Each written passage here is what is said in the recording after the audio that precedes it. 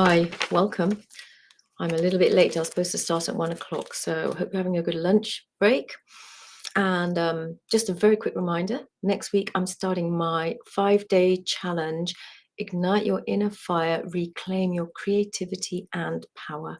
You don't have to be a dancer. It's all about dropping back into your mind and body connection, feeling and sensing yourself again, allowing yourself more freedom and flow and ease in your body. And I will guide you, I will lead you. It will be light, it will be playful, not anything too serious. The way I hold space is I try to give you tools to come back into your body, give you a roadmap guide you and hold you, and give you that confidence to really feel and experience your body again. Sometimes we're so detached from our body, we have this fear around it for all sorts of reasons, right? So this mini live is about how you navigate your emotions or not. So I want to ask you a question. When was the last time that you cried? This morning? 5 minutes ago? Last week? You don't remember? Maybe you've never, ever allowed yourself to cry. If you're a man, that brings up a whole other range of issues, especially depending on where you were brought up. Culturally, in the West, often it's not seen as masculine to cry. I remember telling a male friend a little while ago about something that was upsetting me, and all he had to say was, "Well, man up." And that phrase was actually so alien to me. I just didn't quite know how to take it. It was a bit of a shock to the system, actually. He meant it in the best possible way. Okay, don't sort of dwell on it. Don't go navel gazing. Just sort of get on with things, right? And that's often what we do. We just get on with things. Now, how do you deal with grief? I mean, I'm talking serious grief. Serious grief, some of you may not, if you've had a bereavement, that is serious grief, especially if they were very close to you. On a less deeper level, perhaps, is sadness. But how do you deal with that? Do you give yourself permission to just retreat and sort of do less, hide away? Some people do that. But to the point where culturally we feel we can't go and contact someone who's had a bereavement. Oh, I might be disturbing you. When actually all they want is to hear from you, a call, a message, anything. Oh, no, I don't want to disturb them. And then on the other hand, there are people who will deal with it just by carrying on with their normal lives, just doing everything but mechanically, like a robot.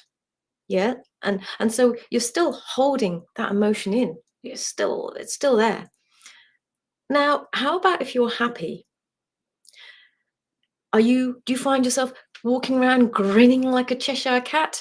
Great. If you are, maybe you're in love, maybe you've just had a raise, who knows? But um, do you feel that you can actually really express your happiness? Or do you have to contain it a bit? Do we go around whooping for joy? I mean, okay, maybe if you've won the Olympics or if you've won the pools, maybe we'd be legitimate. But even then, we'd probably hold back, right? We'd hold back. Culturally, we're not meant to express ourselves in this kind of extravagant, frivolous way. And this, as culturally aside, your environment aside, it could also be from childhood. Perhaps as a child, it didn't feel safe for you to completely show your emotions, or you were told to be quiet, children to be seen and not heard. How about anger? How do you deal with anger? Do you recognize it when you have anger, or does it come out in other ways? Do you just get very frustrated? Do you just start being very impatient? Do you start lashing out at loved ones? Do you just do something destructive and not even realize that it's anger, but beneath the anger is the sadness? So, having a safe space to express yourself. Historically, culturally, in this modern world, I don't think there are so many places. I remember reading, I haven't bothered checking. I think Google had an office, yeah, where it was all padded and you could go in and, I don't know, punch out your anger and frustration. Great, amazing. But most of the time, where can we do things like this? I live in a fairly rural place. It's a little town. It's got nature around it. And I remember someone, and I was encouraging during a workshop about being able to express our voices and, being able to really release what's there inside you. And I remember this lady saying, yeah, but there isn't anywhere around here that you can do that. I mean, we're not in the middle of the city. There are fields, there are woods. Yes, occasionally someone might walk along. So the implicit idea there is that actually we're not alone. There's someone watching. We're not feeling safe. And so that's a big part of it. And the safety and that and the cultural, it's culturally not acceptable, right? If you're a man, culturally, you might have to man up, and then as there's the repercussions of what other people will think of you and their reactions. So I think in prehistoric Neanderthal times, when their language wasn't verbal, there was a lot more body language and a lot more trusting your instincts, learning to use all your different senses. If you had an emotion that needed to come out, I don't think prehistoric man held back so much. But if we behave like that in this day and age, we'd be seen as savage or wild. Um, and maybe that's why there's this whole movement of rewilding, coming back to nature, coming back to our innate natural, um, our innate natural wildness.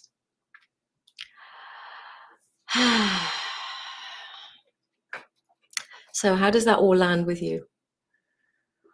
How does that all feel? How do you feel when you see someone who's expressing a lot of extreme emotion? Do you find it disturbing? We sometimes can feel uncomfortable, for example, or maybe if we see someone who's got for example, a child with severe disabilities and they're being very loud in public, or even if our baby's crying, our toddler's crying, we feel so embarrassed or ashamed. Oh, we're disturbing everyone. What people are going to think? Are they going to think I'm a terrible parent? It's cultural, right? It's been embedded into us that we're meant to be very well behaved, quiet, civilized. We're not meant to show extremes of emotion. This can be taken to a lot further in some countries, and you see it in the movies. So I have a story in Japan. I went to a meeting. I was working in a kindergarten. I went to this meeting, met the bosses. They wanted to make me they wanted to give me a more managerial role. And I, at that time, many years ago, was actually only interested in making money so that I could keep traveling. So I really didn't want to sign a contract for however long it was for this managerial role. It involved a pay rise. It was very prestigious. But also it took me away from working with the children. I would have been more in the office. So I very politely declined. And I'll never forget the energy in that room. You could have cut it like a knife. I knew I'd done a huge cultural faux pas. I'd completely offended them. And they also had all this emotion beneath the surface. And I've never seen people be so stiff as they bowed to me. And they bowed like they were completely wooden. And afterwards, my immediate boss said, "Oh yeah, you're not Japanese." Japanese people are lovely, incidentally. But that was a time when I really remember that extreme bottling up of emotion. There in some of the ancient Chinese movies, this love story, is it Crouching Tiger, Hidden Dragon? Ni Xiao Yao and Chow Yun Fat, that's their real names. They're not meant it's not socially acceptable for them to be in love. So they kept casting furtive glances at each other for 10 years because they couldn't express how they really feel. So we are like the Earth, 70% water, right? As we get older, our water gets less. We need to drink more water, need to keep more hydrated. Our cells sort of shrink a little bit. They shrivel, so we need to keep hydrated. Aside from that, we need to keep moving. We need to move to keep the fluids lubricating our joints, to keep the fluids flushing through the toxins that we release in our cells. We need to keep moving to circulate the oxygen, the oxygenated blood, to give us new cells. So if we are not moving our bodies and allowing emotions, which are water, essentially our emotions are part of our water system, right? That's why we cry. They're all there. It's part of our fluid system, our endocrine system, our system of transformation, all our emotions. It's all there in the fluids. If we don't move and allow our emotions to be released, all the fluids in our body literally become like stagnant water, stagnant, like a pond where the water doesn't come in and out. And then it's like we have our own dams holding this stagnant water in. Is it any wonder then we start to get ill? We don't feel good, right? So that's why we need to move our bodies more. Now, for those of you who may be curious about what I do or would like to feel they would enjoy dance more, but they have some reservations around it, and maybe you just go to the gym. I mean, the gym's great. Gym builds up muscle, makes you strong. If you're angry, the gym is great. But if you have other motions, maybe the gym doesn't quite cut it. If you're feeling confused, oh, maybe you can't even decide which piece of equipment to use. If you're feeling sad, maybe you don't have that energy to push up the weights. It, uh, you know, if you're feeling happy, do you run between each piece of equipment whooping for joy? Is it a way for you to really express your happiness and your joy? It might be. It might be. Dance gives you all these different ways of expression. There are other movement activities. Some people love running, Forrest Gump, running for the pain, going into that meditative state. So when you move and dance, you also drop out of your sympathetic into your parasympathetic rest and digest meditative state. And you come to a place of calm. So many years ago, about 25 years ago, I was in a dance therapy class. I was participating, and I was in a very difficult, confused place at the time. And my dance, I just kept doing the same repetitive movement, going round and round. And you know what? Eventually, I just kept going round and round, and I could literally, metaphorically, and literally feel like I was digging myself a hole, going round and round. And actually, after quite a while, in the end, something broke, something shifted. I just felt like I had to do a new movement. And that I still remember to this day because it helped to shift something inside me. If nothing else, it helped me to realize how stuck I actually was, because I don't actually think I really even realized. And so coming into the body and moving was a way of giving me that guidance. So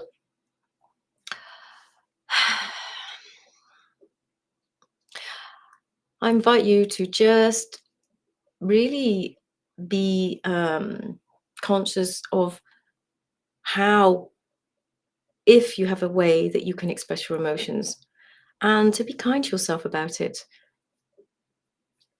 If you encounter someone who's deeply in, maybe they're very angry, maybe they're very difficult, we have to remember we don't know what they've been through, why they're going through that, to have that empathy.